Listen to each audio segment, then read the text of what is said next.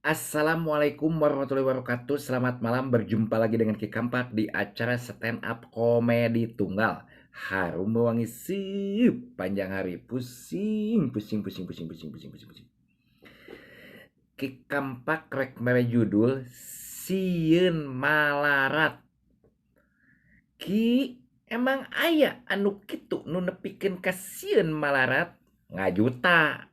Berarti ieu dinu kumaha Ki? Ieu ayana dinu beunghar. Geningan bisa kitu Ki nepikeun ka aya nu sieun malarat kitu Ki. Ih, marukankeun nu beunghar mah da sieun atuh nepikeun ka malarat deui teh. Karena naon? Ngerakeun.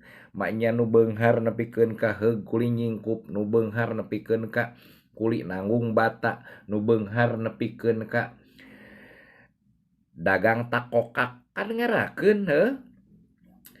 Mentak ge kadang aya anu beunghar, beunghar kumaha? Beunghar pelit, heuh.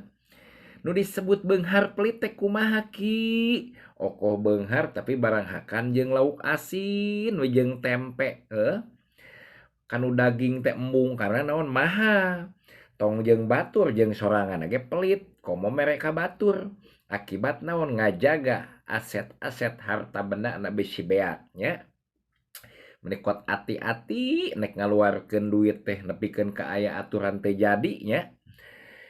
Tah didinya ulah kitu teuing mun bisa mah hirup da moal dibawa ka mana Ki? Nya moal dibawa modar ieu beuneuran.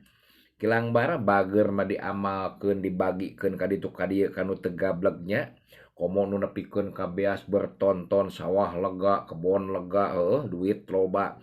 Sok hakan nikmati kilang bara berbagi makan manusia mah kudu bermanfaat.